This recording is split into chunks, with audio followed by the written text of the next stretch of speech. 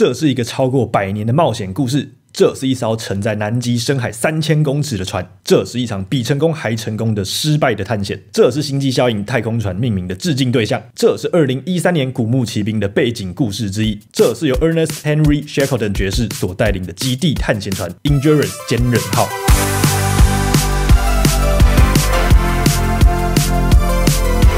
大家好，我是安真，很高兴第一次在合组上市之前就收到了这组我非常期待的10335坚韧号。感谢乐高授权店乐风实业让我抢先体验了这组充满历史意义，而且又设计满满巧思的其中一个2024压轴合组。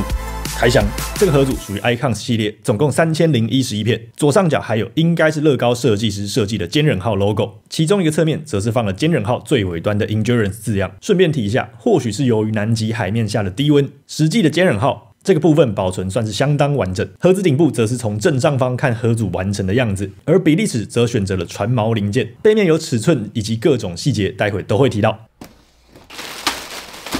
零件总共分为28个大步骤，一包桅杆，一包绳索零件和纸袋装了各种布料零件。说明书只有1本，前面当然就是先介绍了一下坚韧号。接下来这段内容部分来自乐高说明书，部分由我撰写。1914年12月5号 ，Shackleton 和他的船员从南乔治亚起航，进行为期1年的南极探险任务。原本的目标是徒步横跨南极大陆，这个还没有人达成的壮举。但是到了1915年2月底，坚韧号就被困在维德尔海荡漾的浮冰当中，恶劣的天气让他们寸步难行。不过船员们并没有因此感到气馁，一直留在船上，直到1915年10月27号。当时由于浮冰的挤压，导致船身裂缝越来越大，直到11月21号，已经破损到无法修复的坚韧号从此沉没在了威德尔海。这28名男子靠着救生艇在冰上扎营，并称之为 Patience Camp 毅力营。直到1916年4月，他们乘坐救生艇前往 Elephant Island 象岛。为了能轻便移动，每位船员只被允许携带不到1公斤的个人物品，甚至 Shackleton 本人把金表也丢下了，但却叫其中1名船员带着他的斑鸠琴，因为他认为这对船员们的士气非常重要。到达象岛后，虽然状况稍微好了一点，但象岛毕竟是一个不会有捕鲸船或是任何人类经过的地方。于是 Shackleton 决定带领5位身体相对强壮的船员们，驾驶救生艇 James Kyer 詹姆斯凯尔德号，回到将近1300公里外的南乔治亚岛的捕鲸站求救。经历了17天超级艰辛的风暴中的航行之后，抵达的却是他们原本预计的目的地的完全另一侧。于是疲惫不堪的探险队只好又在冰天雪地之中翻山越岭，到岛上另一端的捕鲸站去求救。之后又经历了3次返回向岛失败，直到第4次尝试，耗费将近4个半月，才终于解救他最后的船员脱离向岛。最后奇迹般救回了所有28名船员。历史将坚韧号船员的全数生还归功于 Shackleton 非凡的领导能力，强调他的自我牺牲和鼓舞人心的乐观思维。从分享他的手套和命令船员们保持清醒，到无论如何都要带着每一个人平安回家，他充分赢得了船员们的信任。翻页后是一张向导的照片，写着他们从1916年4月15号 Shackleton 和船员在497天后首次登陆向岛，在岛上的最后一批船员在1916年8月30号获救。下页则是他们的冒险地图。1914年12月5号从南乔治亚出发，卡在威德尔海，经历了坚韧号沉船抵达向岛，6名成员回到南乔治亚求救，到1916年8月30号救出所有船员。这中间接近600个日子，他们大部分人完全与世隔绝，和文明世界没有任何联系，就连第1次世界大战的状况都不知道，真的是无法想象的 hardcore。最后是乐高设计师 Hans 的话，他说为了确定模型的比例，我们首先选择了一个重要的细节，有2种不同尺寸的救生船，并尽可能小巧而且详尽的制作它们。从这里我们计算出了船的尺寸，当然实际的坚韧号可以容纳28名船员，我们稍微缩小了一些 Shackleton 爵士和一位探险科学家的客舱，内部还重现了船上的蒸汽引擎，并且可以取出。现实中蒸汽引擎大约和一座2层楼的房子一样大。 LEGO Icons 系列通常具有酷炫的功能，我们希望有一个真正连接起来并且可以运作的船舵，为此我们建造了一个小齿轮箱，为了使船看起来更真实，这也是第1次以咖啡色推出。毕竟坚韧号是有史以来最坚固的木船之一，值得一个独特又适当的致敬。翻页后就开始拼装。由于我剪影片的时候还没有电子档说明书方便拿来塞进影片，所以中间的补充我就不一点一点条列出来了，会以我自己的说法融入在接下来的内容当中，但不会漏掉任何一点的，请放心。第一步骤是先从完成固定的台座以及船头的垂直基本结构开始。说明书一连补充了3点。第一是说实际的坚韧号船头周围为了能在极地破冰航行，其实是金属包覆木头制作而成。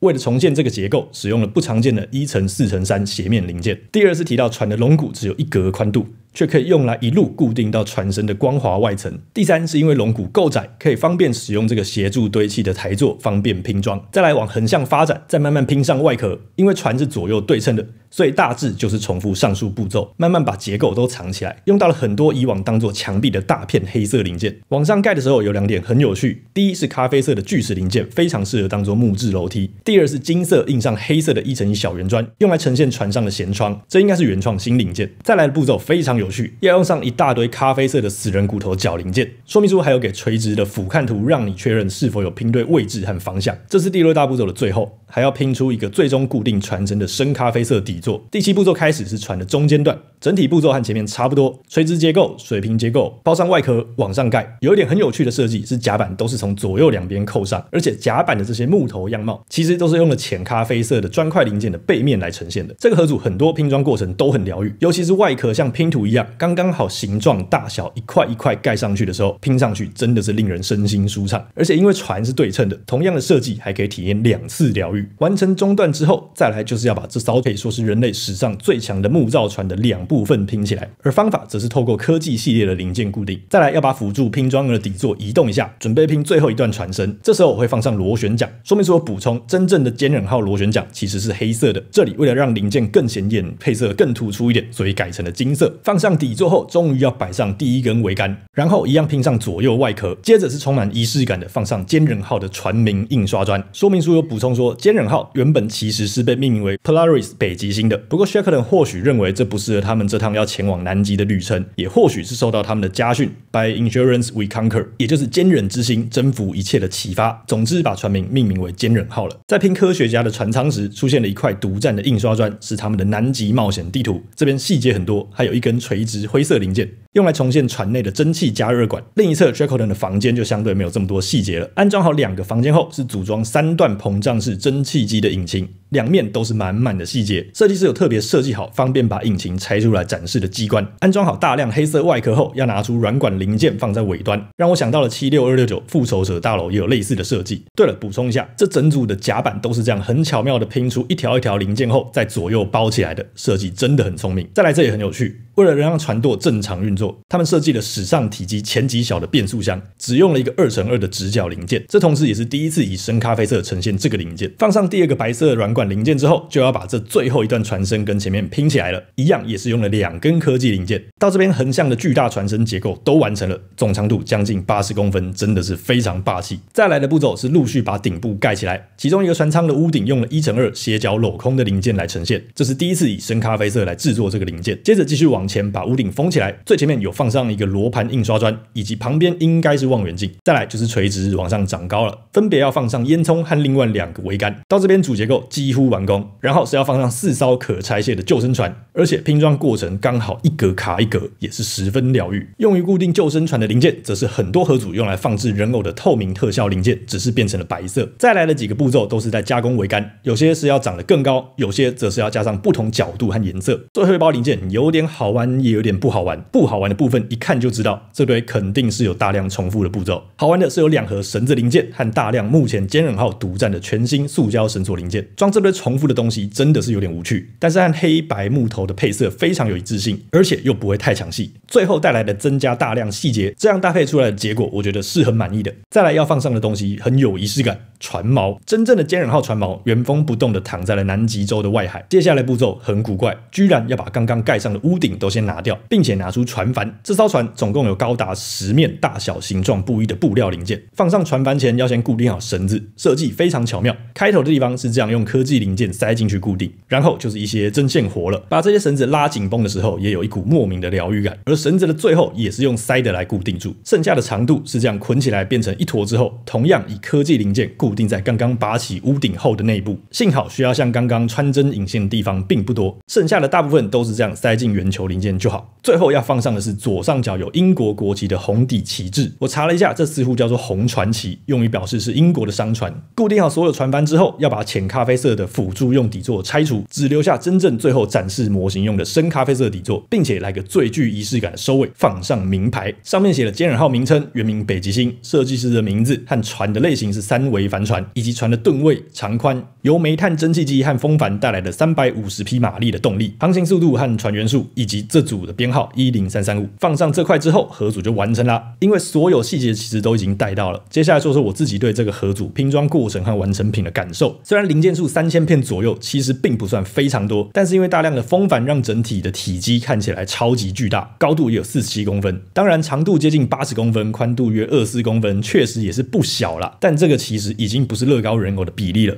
是更小很多的。如果要照人偶比例的话，整体尺寸会恐怖好几倍。这组的拼装过程，我觉得真的算是乐趣十足。撇除绳索阶梯重复很多次以外，中间可以好几次感受到设计师深厚的功力。大的阶段性完成又组装在一起的时候，也很有成就感。拼装过程的设计上乐趣可以说是从来没有停过。完成后的多层甲板由锯齿零件构成，所带来的合理动线很棒。有一些甲板是可以拆卸看到内部细节的，提供了一些可玩性，而且有少量简单的可动机械结构，也算是小加分。还有最棒的是，这一整组全部的图案都是印刷砖，没有半张贴纸，主要由黑白和深浅木头色所构成，又有显眼的英国传奇点缀，带来的稳重感和充满历史的氛围，展示在空间中绝对是很棒的收藏品。当然前提是要有空间展示啦，这才是真正的大问题。而且因为并非人偶比例，或许单独摆在一个角落会是更棒的展示方式。这组的 TA 很明显是喜爱航海或是历史的爱好者，那如果你原本不是，却还是把影片看到这边了，那我非常推荐你可以去看看 Disney Plus 的纪录片《南极冰封传奇：寻找坚忍号》。我在开头讲的故事其实省略了非常多精彩的细节。纪录片以2条故事线的方式非常完整，而且节奏又很紧凑的交代了坚忍号的一切。一条是100多年前 Shackleton 这段冒险的前因后果和极度哈扣的过程，一条则是100多年后由历史学家、航海家、考古学家和科学家组成的考察探勘团，寻找这艘史上最著名的沉船之一的过程。顺便提2个有趣的小知识：第一是坚忍号下水的1912年，其实和铁达尼号完工并且出航及沉船是同一年。第二是我发现寻找坚忍号的纪录片中有出现 Nikon D3S 的身影，你看到的我的几乎所有影片也都是用 Nikon 更新的机器所拍摄的。我有创了一个 Nikon 台湾使用者的 Discord 群组，欢迎加入。如果还没有空静下来看完1个多小时的纪录片，那我非常推荐去看看菲利克斯写的文章。新盒组的消息他都会抢先写成图文来让大家方便浏览。他也有提到在授权店购买坚忍号会赠送的40729赠品，是重现了 Shackleton 带领船员前往南乔治亚岛进行救援之旅的经典场景。虽然10335没有任何人偶，不过赠品是有 Shackleton 本人和随行摄影师 Frank Hurley 的。不过这个我没拿到，得再想一下之后要怎么入手了。所以我觉得如果你对于组装传统的船的模型有兴趣，但从来没有试过拼装乐高，那就买。如果你本来就知道坚忍号的故事，又有在玩乐高，买。哦对了， YouTube 最近有一个新的功能，把留言往右滑，可以看到一个热推的选项。